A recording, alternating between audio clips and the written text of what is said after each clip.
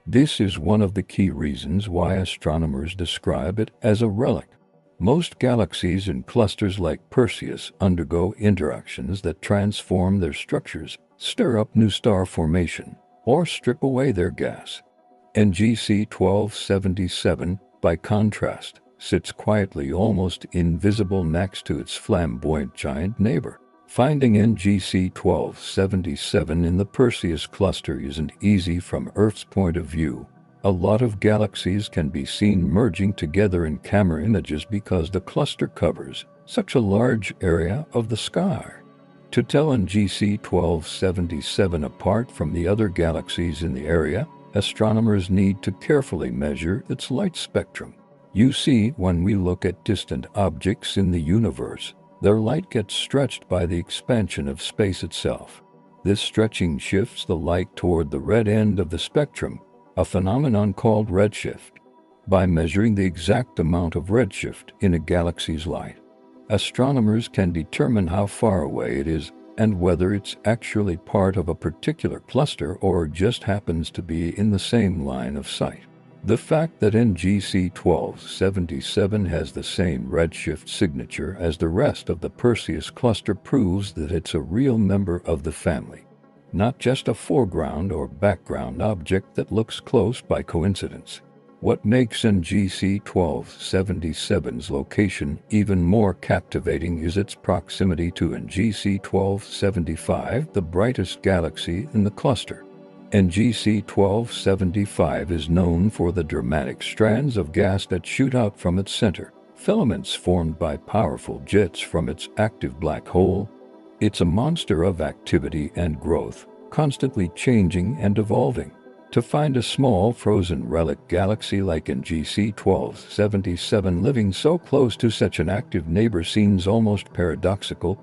One galaxy is a blazing beacon of cosmic activity. The other is a fossilized remnant that hasn't changed in 10 billion years, yet they both orbit in the same cluster, influenced by the same gravitational field. This contrast gives scientists a unique opportunity to see galaxy evolution at two very different stages, side by side.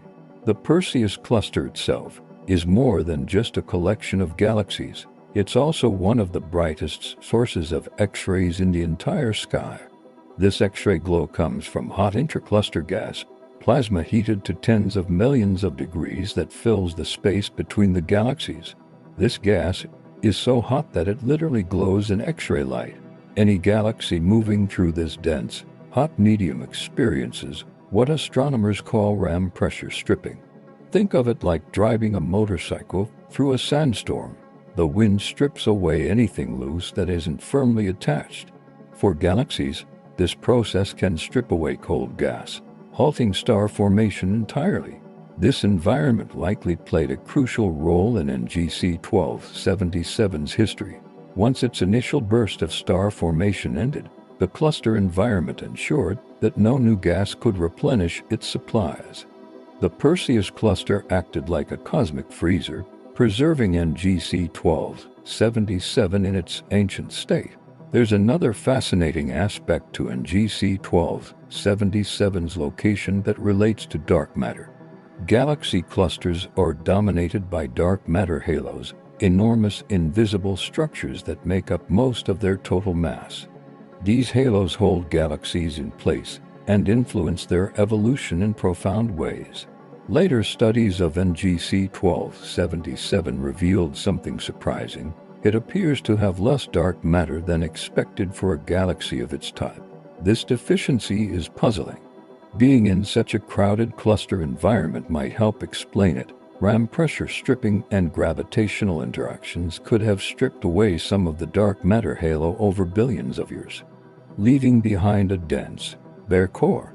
Studying NGC 1277 within this cluster context also emphasizes just how rare it is. Out of the thousands of galaxies in the Perseus cluster, very few look anything like it. Most are either large extended ellipticals that have grown through countless mergers, or smaller gas-stripped remnants that show obvious signs of past interactions. NGC 1277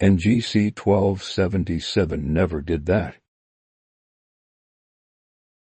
It remained small and dense, exactly like its ancestors from the beginning of cosmic history. In a sense, it's like finding a living dinosaur among modern birds. It's a remnant of how things used to be, preserved alive in the present day. So, what specific evidence tells us that NGC 1277 is a true relic? There are several key indicators that astronomers look for. First, there's the age of its stars. Using spectroscopy, a technique that analyzes the light from objects to determine their composition and characteristics, scientists have determined that the stars in NGC 1277 are almost all extremely old. We're talking 10 to 12 billion years old. These stars formed not long after the Big Bang, when the universe was only about 2 to 3 billion years old.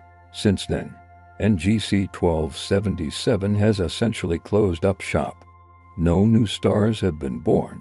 The stellar city has been frozen in time, populated only by its original residents. Second, there's the galaxy's color. Without new blue stars forming, NGC 1277 glows mainly with the light of older, redder stars. When we look at star-forming galaxies, they shine with a blue-white light from hot young stars.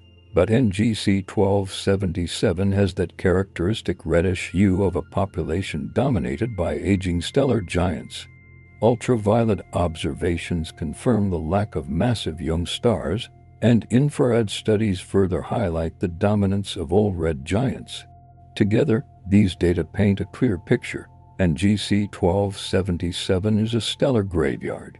Its light powered by the remnants of a furious starburst that ended billions of years ago. Third, there's the complete absence of cold gas. Star formation requires cold molecular gas as raw material, clouds of hydrogen, and dust that can collapse under their own gravity and ignite nuclear fusion in their cores. In galaxies like the Milky Way, these raw materials are abundant.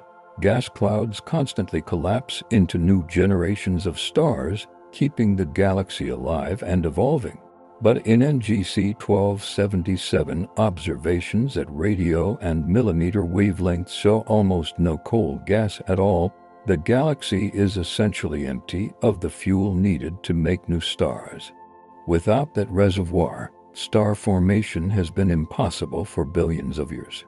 Its stellar populations are effectively sealed off, locked in the state they reached after their initial burst of formation. Fourth, there's the galaxy's environment. As a member of the Perseus cluster, NGC 1277 has spent billions of years bathed in hot intercluster gas. Any cold gas it might once have had would have been stripped away by the cluster's harsh conditions. While many galaxies in Perseus were reshaped by mergers and interactions, NGC 1277 appears to have escaped with its compact form intact. This environmental quirk helped freeze it in time, preserving it as a relic while others moved on.